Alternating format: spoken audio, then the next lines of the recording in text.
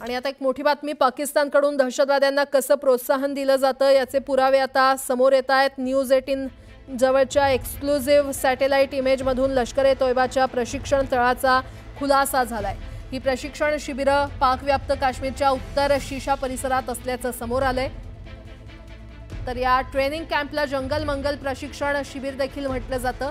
इथे दहशतवाद्यांना शस्त्रास्त्रांचं प्रशिक्षण दिलं जातं आणि या ठिकाणी एक मशीद, मोठं ग्राउंड, मीटिंग हॉल आहे। तर पहलगाम हल्ल्याचा कट इथेच रचण्यात आल्याची सूत्रांची माहिती आहे। या कॅम्पमध्ये मशीन गन, पिस्तुलासह इतर विविध शस्त्र चालवण्याचं प्रशिक्षण अतिरेक्यांना दिलं जातं। तर इथल्या मशिदीत दहशतवादी हाफिज सईद अनेकदा येतो। या दहशतवादी प्रशिक्षण शिबिरात ISI आणि पाक सैन्याचे अधिकारी अनेकदा दहशतवाद्यांसोबत बैठका घेत असल्याचं समोर आलंय।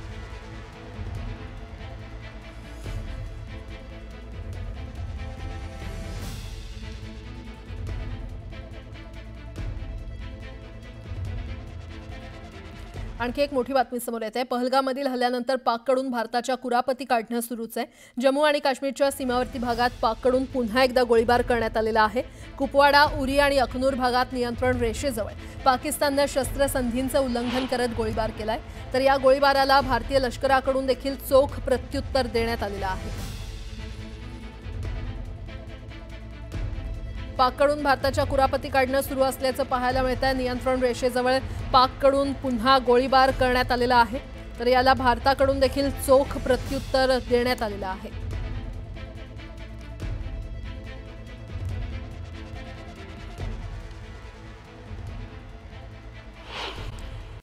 माझी लाडकी बहिणी योजनेअंतर्गत एप्रिल महिन्याचा 10वा हप्ता लवकरच 2.41 कोटी महिलांच्या खात्यामध्ये जमा होणार आहे। ज्या महिलांना 8वा आणि 9वा हप्ता मिळाला नाही त्यांना एप्रिल महिन्याच्या हप्त्यासह 4500 रुपये दिले जातील, अशी माहिती मंत्री अदिती तटकरे यांनी दिली आहे। नीट परीक्षा 4 मे रोजी होत असून विद्यार्थ्यांच्या सोयीसाठी मध्य रेल्वेनं रविवारी कोणताही मेगा ब्लॉक न घेण्याचा निर्णय घेतलाय। नीट परीक्षेला बसणारे विद्यार्थी आणि त्यांच्या कुटुंबियांना सुरळीत सोयीस्कर प्रवास करता यावा यासाठी मध्य रेल्वे रविवारी मुख्य मार्गिका, हार्बर मार्गिका, ट्रान्स हार्बर मार्गिकांवर मेगा ब्लॉक न घेण्याचा निर्णय घेतलाय। मान्सूनची आतुरतेनं वाट पाहणाऱ्या नागरिकांना हवामान खात्यानं खुशखबर दिली आहे। मान्सून गेल्या वर्षीप्रमाणे यंदा देखील शेतकऱ्यांना सुखावण्याची शक्यता आहे। यंदाचा मान्सून नेहमीप्रमाणे सरासरी इतका बरसेल आणि केरळमध्ये 1 जूनला आणि 6 जूनला राज्यात दाखल होईल असा अंदाज हवामान खात्यानं वर्तवलाय। कोल्हापूरकरांची पाण्याची चिंता मिटली। कोल्हापूरकरांवर पाणी कपातीचं संकट नसणार आहे। 1 मे महिनाभर पुरेल इतका पाणीसाठा जिल्ह्यातील 8 धरणांमध्ये सरासरी 49.55% पाणीसाठा शिल्लक आहे। चला आळंदीला जाऊ, ज्ञानदेव डोळा पाहू असं म्हणत राज्याच्या कानाकोपऱ्यातून भाविकांचा ओघ आळंदीमध्ये सुरू झालाय। संत ज्ञानेश्वर महाराजांच्या 750व्या जन्मोत्सव सोहळ्याची जय्यत तयारी झाली असून आजपासून भक्तीच्या ज्ञानकुंभाला प्रारंभ होणार आहे। साताऱ्याच्या कोयना धरणाच्या जलविद्युत प्रकल्पातून यंदा ज्यादा वीज निर्मिती करण्यात आलेली आहे। 666 दशलक्ष युनिट ज्यादा वीज निर्मिती केल्यानं विजेची चिंता मिटली आहे। काहीही करून अलमट्टी धरणाची उंची वाढवायची असा चंग बांधलेल्या कर्नाटक सरकारनं महाराष्ट्र सरकारविरोधात कायदेशीर लढा देण्यासाठी 150 तज्ज्ञांची समिती तयार केल्याचं समोर आलंय। आपला 524 मीटर उंचीचा अट्टहास पूर्ण करण्यासाठी त्यांनी जलतज्ज्ञ आणि वकिलांची फौज उभी केल्याचं कळतंय। लातूरच्या औसामध्ये उपजिल्हा रुग्णालयाची निर्मिती केली जाणार आहे। पालकमंत्री शिवेंद्र सिंहराजे भोसले यांच्या हस्ते भूमिपूजन करण्यात आले। केंद्र सरकारनं जातनिहाय जनगणनेचा घेतलेला निर्णय हा छत्रपती शिवाजी महाराजांच्याच विचारातील भारत घडवणारा असेल असा विश्वास शिवेंद्र सिंहराजे भोसले यांनी व्यक्त केलाय। जाती जातीमध्ये निर्माण झालेल्या पेचवर कायमस्वरूपी तोडगा निघेल असा विश्वास देखील त्यांनी व्यक्त केला। राज्यात शुक्रवारी ज्वारी बाजारात एकूण 8694 क्विंटल ज्वारी आवक झाली होती। या ज्वारीला कमीत कमी 1950 तर सरासरी 2450 रुपयांचा प्रति क्विंटल दर मिळाला। राज्यातील बाजार समितीमध्ये 2 मे रोजी गव्हाची मोठी आवक झाली आहे। यावेळी 19,240 क्विंटल गव्हाची आवक झाली। दरम्यान गव्हाला 2770 रुपये प्रति क्विंटल इतका दर मिळतोय। अमरावतीमध्ये all India federation cup kabaddi स्पर्धेचं आयोजन करण्यात आलंय। 9 राज्यातील पुरुष आणि महिला कबड्डी संघांनी यात सहभाग घेतलाय। विदर्भ यामेश्वर कबड्डी असोसिएशन, अमरावती जिल्हा कबड्डी असोसिएशन आणि आमदार खोडके दाम्पत्य यांच्या शोध प्रतिष्ठान या स्पर्धेचं आयोजन केलंय। बीडमध्ये आमदार प्रकाश सोळंके यांच्या साखर कारखान्याला भीषण आग लागली। या आगीमध्ये मोठ्या प्रमाणात साहित्य जळून खाक झालंय। अग्निशमन दलाकडून आगीवर नियंत्रण मिळवण्यात आलेलं आहे। सुदैवानं कोणतीही जीवितहानी झाली नाही। सिल्लोडच्या ग्रामीण पोलिसांनी गांजा तस्करांवर कारवाई केली आहे। जांभई शिवारात शेतातील घरात विनापरवाना बेकायदेशीररित्या गांजावर कारवाई करत 5 किलो गांजा जप्त केलाय। या प्रकरणी पोलिसांनी गांजा विक्रेत्याला अटक केली आहे। पुणे वडगाव शुद्धीकरण केंद्राच्या अंतर्गत पुण्याच्या काही भागात पाण्याची टंचाई निर्माण झाली आहे। त्यामुळे पुण्याच्या काही भागात आठवड्यातील 1 दिवस पाणी पुरवठा बंद असेल। गेल्या 3 ते 4 महिन्यांपासून महापालिकेनं या भागात अघोषित पाणी कपात सुरू केली होती। आता पालिकेनं त्याबाबत वेळापत्रक जाहीर केलंय। राज्यात विविध शैक्षणिक संस्थांमधील अभियांत्रिकी, वैद्यकीय आणि इतर व्यावसायिक अभ्यासक्रमांसाठी जात वैधता प्रमाणपत्र सादर न करू शकलेल्या विद्यार्थ्यांना हे प्रमाणपत्र सादर करण्यासाठी 3 महिन्यांची मुदतवाढ देण्यात आली आहे। या दोन्ही प्रवर्गातील विद्यार्थ्यांना जुलै अखेरपर्यंत आता प्रमाणपत्र सादर करण्याची संधी मिळणार आहे।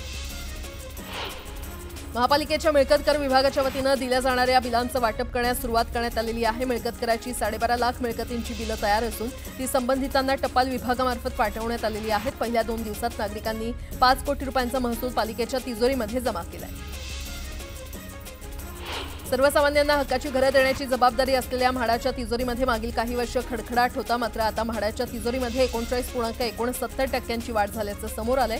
सोडतीद्वारे केलेल्या घरांच्या विक्रीसह अन्य माध्यमातून म्हाडाच्या तिजोरीमध्ये भर पडली आहे। पिंपरी चिंचवडमधील थकबाकीदारांच्या सदनिकेचा भाग दाखवल्यानंतर थकबाकी नोंदीची प्रक्रिया सुरू असताना आता पालिकेनं सोसायटीतील वाहनतळ क्रमांक देखील मागवलाय। सर्व माहिती मिळताच थकबाकीदारांची वाहनं जप्त करण्याचा निर्णय कर संकलन विभागानं घेतलाय। पुणे महापालिकेत कंत्राटी सुरक्षा रक्षकांचा पुरवठा करण्यासाठी 139 कोटींची निविदा काढली असताना जुन्या निविदेतील 228 सुरक्षा रक्षकांना मार्च महिन्याचा पगार अजूनही मिळालेला नाहीये। मे eagle security and personal services private limited या ठेकेदाराला आजपर्यंत कामगारांचे पगार करा, अन्यथा काळ्या यादीमध्ये टाकण्यात येईल असा इशारा पालिकेनं दिलाय।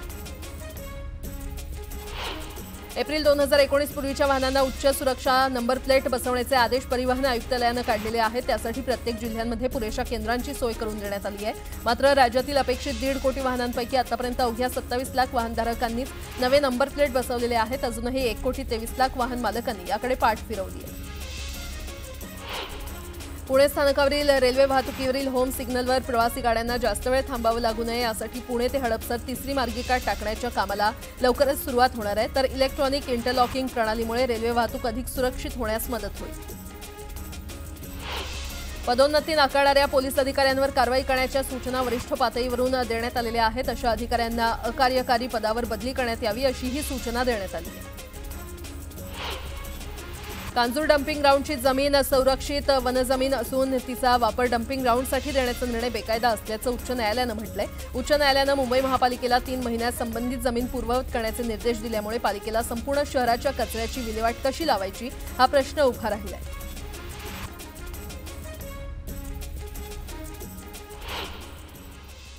आणि आता एक मोठी बातमी, गोव्यामध्ये धार्मिक उत्सवादरम्यान चेंगराचेंगरी झाल्याची घटना घडली आहे। या चेंगराचेंगरीत 7 जणांचा मृत्यू झाला असून 30 जण जखमी झालेले आहेत।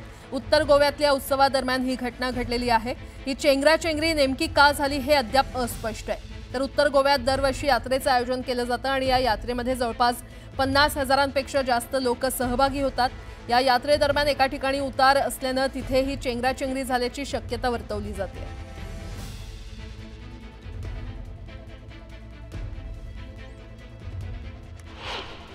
तनिषा भिसे मृत्यू प्रकरणात सरकारनं त्यांच्या दोन्ही नवजात बाळांच्या उपचारासाठी मदत जाहीर केली आहे। मुख्यमंत्री वैद्यकीय सहायता निधीतून 24 लाखांची मदत जाहीर करण्यात आली आहे। राज्यातील धर्मादाय रुग्णालयांना आता धर्मादाय रुग्णालयाचा फलक लावणं बंधनकारक करण्यात आलंय। तसंच यापुढे या रुग्णालय प्रशासनाला खाटा उपलब्ध नसल्याची सबब सांगता येणार नाहीये। पुणे गर्भवती मृत्यू प्रकरणानंतर प्रशासनानं हा निर्णय घेतलाय। इटलीमधील रेमिनी शहरात मॅकफूट 2025 या कृषी विषयक प्रदर्शनाला भेट देण्यासाठी कृषी मंत्री माणिकराव कोकाटे, पणन मंत्री जयकुमार रावल, कृषी राज्यमंत्री आशिष जयस्वाल हे परदेश दौऱ्यावर आहेत। रेमिनी येथे 4 ते 9 मे या काळात कृषी विषयक प्रदर्शनाचं आयोजन करण्यात आले। पहलगाममध्ये झालेल्या दहशतवादी हल्ल्याचा मास्टरमाइंड पाकिस्तानच असून तिथे आश्रयाला असलेली दहशतवादी संघटना लष्कर-ए-तोयबा, ISI आणि पाकिस्तानी आर्मी यांचा या हल्ल्यामध्ये थेट सहभाग असल्याचं तपासामध्ये निष्पन्न झालंय। या हल्ल्याबाबत राष्ट्रीय तपास यंत्रणेनं सादर केलेल्या प्राथमिक अहवालात ही माहिती समोर आली आहे। जळगावच्या चोपड्यात 12,75,000 कापसाचे बोगस बियाणे कृषी विभागानं जप्त केले आहेत। गेल्या 15 दिवसात कृषी विभागानं दुसऱ्यांदा मोठी कारवाई केली आहे। पुसदमध्ये नगरपालिकेनं अतिक्रमण हटाव मोहीम सुरू केली आहे। पहिल्या दिवशी वसंतराव नाईक चौक आणि छत्रपती शिवाजी चौक बस स्टँड परिसर या भागातील अतिक्रमण हटवण्यात आलंय। रत्नागिरीच्या दापोलीतील CNG पंपावर वाहनांच्या लांबच लांब रांगा लागल्या। लग्नसराई आणि उन्हाळी सुट्ट्यांमुळे पर्यटक कोकणात गेलेत, मात्र CNGच्या तुटवड्यामुळे पर्यटकांची मोठी गैरसोय होते। परभणीच्या पेडगाव रोड परिसरात मोकाट कुत्र्यांची दहशत पसरली आहे। एकाच दिवशी मोकाट कुत्र्यांनी 4 जणांना चावा घेतला, त्यामुळे परिसरात भीतीचं वातावरण आहे। शक्तीपीठ महामार्गामुळे बांदा बाजारपेठ विस्थापित होणार आहे आणि या विरोधात बांदा ग्रामपंचायतीनं ग्रामसभेत शक्तीपीठ महामार्गाविरोधात ठराव मंजूर केलाय। महामार्गाविरोधात कृती समितीची स्थापना करण्यात आली आहे। सडक अर्जुनी आणि मोरगाव अर्जुनी तालुक्यात मक्याच्या खरेदीसाठी 11 केंद्र प्रस्तावित आहेत। जिल्हाधिकाऱ्यांच्या मंजुरीनंतर ही खरेदी केंद्र सुरू केली जाणार असून याचा मका उत्पादक शेतकऱ्यांना फायदा होणार आहे।